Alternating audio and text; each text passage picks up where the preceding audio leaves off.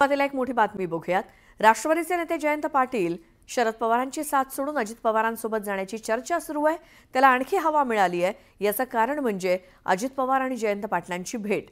पुण्यातील वसंतदादा शुगर इन्स्टिट्यूटच्या बैठकीनंतर राज्याचे उपमुख्यमंत्री अजित पवार आणि जयंत पाटलांची भेट झाली। अजित पवारांसह शरद पवारांच्या पक्षानं जयंत पाटील दुसऱ्या पक्षात जाणार याची चर्चा मात्र फेटाळली। जयंत पाटील अजित पवार यांची भेट। दोन्ही नेत्यांमध्ये बंद दारात चर्चा।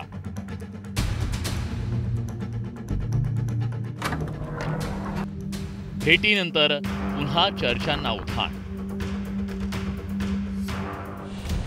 पुण्यातील वसंतदादा शुगर इन्स्टिट्यूटच्या बैठकीसाठी राज्याचे उपमुख्यमंत्री अजित पवार यांच्यासह राष्ट्रवादीचे अनेक नेते उपस्थित होते।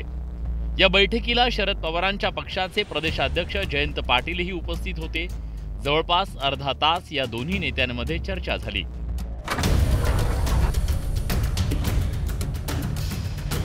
राष्ट्रवादीतल्या फुटीनंतर या दोन्ही पक्षाचे नेते अनेकदा सार्वजनिक कार्यक्रमाच्या निमित्तानं एकत्र आले। जयंत पाटील आणि अजित पवारांमधील या बंद दाराआड चर्चेमुळे जयंत पाटील अजित पवार यांच्या पक्षात जाणार असल्याची चर्चा सुरू झाली आहे। जयंत पाटील साहेब आमच्याकडे आल्यानंतर म्हणजे आलेले दिसले तर त्यात वेगळं काही वाटून घेऊ नका, कारण मागच्या काळामध्ये सुद्धा जयंत पाटील साहेबांनी अनेक वक्तव्य अशी केलेली आहेत की त्यांचं महाविकास आघाडीमध्ये मन रमेन असं झालेलं आहे। कारण तुतारी गटामध्ये मिळणारी वागणूक आणि त्यानंतर साहेबांनी मतदारसंघातल्या लोकांच्याशी विचार विनिमय करून घेतलेला निर्णय, भविष्यात जर राष्ट्रवादी काँग्रेस पक्षामध्ये ते येत असतील, अजितदादांसोबत काम करायला तयार असतील, तर निश्चितच एक राष्ट्रवादी काँग्रेस पक्षाचा कार्यकर्ता म्हणून सर्वात जास्त आनंद आम्हाला होईल। जयंत पाटील आणि अजित पवार यांच्या भेटीवर ठाकरेंच्या पक्षाचे नेते संजय राऊत यांनी नाराजी व्यक्त केली आहे, तर मवियातील घटक पक्ष असलेल्या काँग्रेसच्या नेत्यांनी मात्र काहीशी सावध भूमिका घेतली आहे। पण ह्यांचं बरं असतं, यांना एकत्र भेटण्यासाठी वसंतदादा शुगर इन्स्टिट्यूट असते, यांना एकत्र भेटण्यासाठी विद्या प्रतिष्ठान असतं, यांना सगळ्यांना एकत्र भेटण्यासाठी रयत शिक्षण संस्था असते। आमच्याकडे असं काही नाही, त्याच्यामुळे आमच्या काय भेटीगाठी कोणाशी होत नाहीत। मला कळत नाही की विरोधकांनी आता आपल्या मतदारसंघातले कामं करूच नये आणि सत्ताधाऱ्यांना भेटूच नये।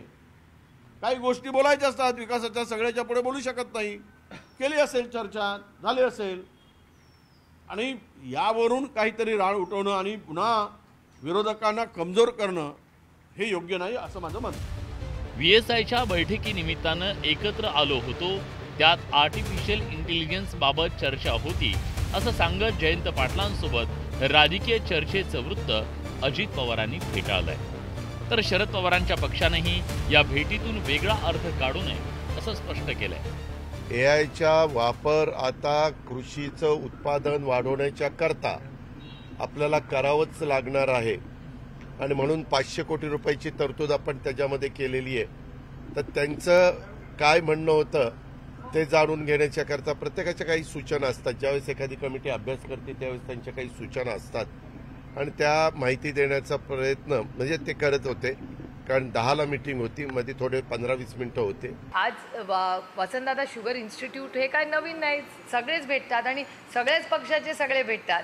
त्याच्यात काय फक्त NCP आणि NCP नाही, त्याच्यात काँग्रेस पण आहे, BJP पण आहे, शिवसेनेचे कोण आहेत का नाही मला माहिती नाही, कोण पदाधिकारी किंवा सेक्रेटरी ते, पण ही अनेक वर्षाची चाललेली आहे। जयंत पाटील आणि अजित पवारांच्या भेटीमधून चर्चा सुरू झाली आहे। त्याला कारण ठरलं ते जयंत पाटील यांनी काही दिवसापूर्वी केलेलं हे विधान। जयंत पाटील यांनी विधानाबाबत स्पष्टीकरण दिलं असलं तरी त्या विधानाबाबतची चर्चा काही थांबत नाहीये। माझी गॅरंटी घेऊ नका, माझं काही खरं नाही। कारण काय, तुम्हाला माझ्या मनात शंका असल्या, माझ्याबद्दल शंका असल्यामुळे तुम्हाला हमी देणंही जरा धोक्याचं आहे। जयंत पाटील हे शरद पवार यांच्या पक्षातील आणि मवियाचे महत्त्वाचे नेते आहेत। पवारांच्या पक्षाचे प्रदेशाध्यक्ष हे महत्त्वाचं पद त्यांच्याकडे आहे। जयंत पाटील आणि रोहित पवारांमध्ये सध्या सुप्त राजकीय संघर्ष असल्याचं बोललं जातंय। या सगळ्या पार्श्वभूमीवर जयंत पाटलांच्या राष्ट्रवादी सोडण्याच्या चर्चा अधूनमधून सुरू असतात. आता अजित पवारांसोबतच्या भेटीमुळे या चर्चांना पुन्हा एकदा उधाण आलंय. जयंत पाटलांसह अजित पवारांनीही या चर्चा फेटाळल्या असल्या तरी त्यावरचा धुरळा काही खाली बसता बसत नाहीये. Bureau report, news 18 Lokmat, Pune. मुख्यमंत्री देवेंद्र फडणवीस आणि गिरीश महाजन आज नाशिक दौऱ्यावर. कुंभमेळ्याच्या पार्श्वभूमीवर आढावा बैठकीची शक्यता. नागपुरातील 5 परिसरातल्या संचारबंदीत शिथिलता तर 3 परिसरातील संचारबंदीत शिथिलता. यशोधरा नगरमधील संचारबंदी कायम. सुशांत सिंह राजपूत प्रकरणात सीबीआयकडनं क्लोजर रिपोर्ट सादर. रिया चक्रवर्ती आणि परिवाराला सीबीआयकडनं क्लीन चिट.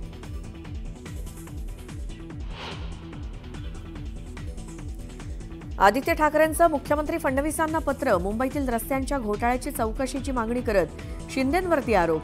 काल भाजप आमदारांकडूनही सभागृहात रस्त्यांचा मुद्दा उपस्थित.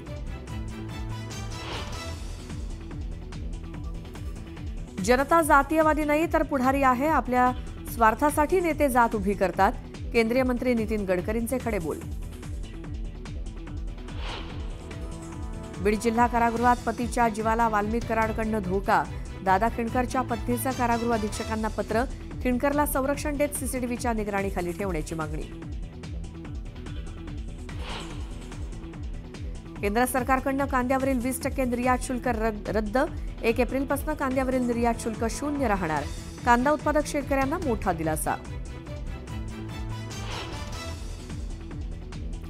रेल्वेच्या 3ही मार्गांवरती आज मेगा ब्लॉक. लोकल सेवेवर परिणाम होणार. वेळापत्रक पाहूनच प्रवास करण्याचं आवाहन.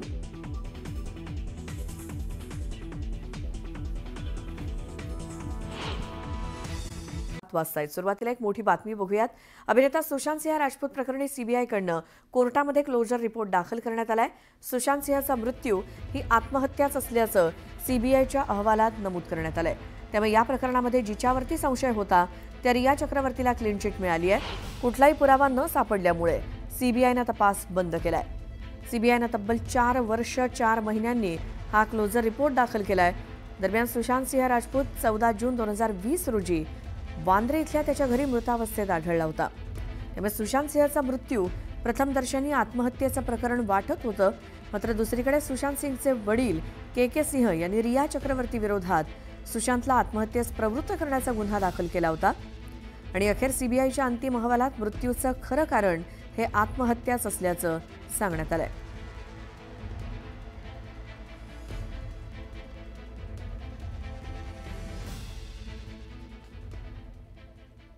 नंतर एक मोठी बातमी बघूयात. कांदा उत्पादक शेतकऱ्यांना केंद्र सरकारने एक मोठा दिलासा दिलाय. केंद्र सरकारकडनं कांद्यावरील 20% निर्यात शुल्क रद्द करण्यात आलंय. 1 एप्रिलपासून कांद्यावरील निर्यात शुल्क 0 होणार आहे. काही दिवसांपासून कांद्याच्या भावात मोठी घसरण होत असल्यामुळे बळीराजा चिंतेत होता आणि याचा राज्यासह देशातील कांदा उत्पादक शेतकऱ्यांना फायदा होणार आहे. तर केंद्र सरकारच्या निर्णयाचं मुख्यमंत्र्यांनी स्वागत करत पंतप्रधान मोदी आणि गृहमंत्री अमित शहांचे आभार मानले. केंद्र सरकारनं कांद्यावरील 20% निर्यात कर संपूर्णतः मागे घेण्याचा निर्णय घेतला. 1 एप्रिल 2025 पासून या निर्णयाची अंमलबजावणी होईल. लासलगाव आणि पिंपळगाव इथून मोठ्या प्रमाणात कांद्याची आवक होत असून या निर्णयामुळे महाराष्ट्रातील कांदा उत्पादकांना मोठा दिलासा मिळणार आहे. आणि हा अत्यंत महत्त्वाचा निर्णय घेत महाराष्ट्रातील कांदा उत्पादकांना मोठा दिलासा दिल्याबद्दल मी माननीय पंतप्रधान नरेंद्र मोदीजी आणि केंद्रीय गृहमंत्री माननीय अमितभाई शहा यांचा अत्यंत आभारी आहे, अशी पोस्ट मुख्यमंत्री देवेंद्र फडणवीस यांची. कांद्यावरचं 20% निर्यात शुल्क रद्द केल्याची बातमी आत्ताच मिळाली आणि ही अतिशय आनंदाची गोष्ट. याबद्दल केंद्र सरकारचं मनापासून आभार. कालच संसदेच्या अर्थसंकल्पीय अधिवेशनामध्ये demands for grants on agriculture and farmers वेलफेअरवर बोलताना ही आग्रहानं मागणी मी केली.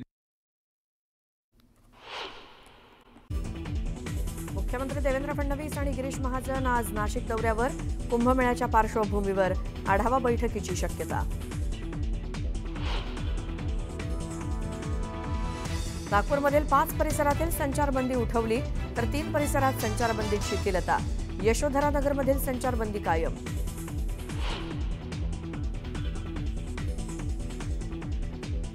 सुशांत सिंह राजपूत प्रकरणामध्ये सीबीआयकडनं क्लोजर रिपोर्ट सादर, रिया चक्रवर्ती आणि परिवाराला सीबीआयकडनं क्लीन चिट. आदित्य ठाकरेंचं मुख्यमंत्री फडणवीसांना पत्र, मुंबईतील रस्त्यांच्या घोटाळ्याची चौकशी मागणी करत. शिंदेंवरती आरोप, काल भाजप आमदारांकडूनही सभागृहात रस्त्यांचा मुद्दा उपस्थित.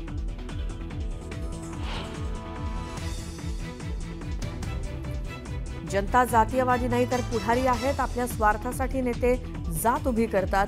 केंद्रीय मंत्री नितीन गडकरींचे खडे बोल.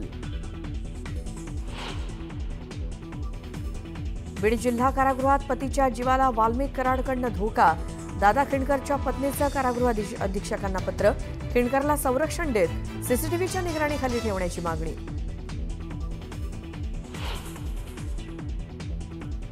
केंद्र सरकारकडनं कांद्यावरील 20% निर्यात शुल्क रद्द, 1 एप्रिलपासून कांद्यावरील निर्यात शुल्क 0 राहणार. कांदा उत्पादक शेतकऱ्यांना मोठा दिलासा.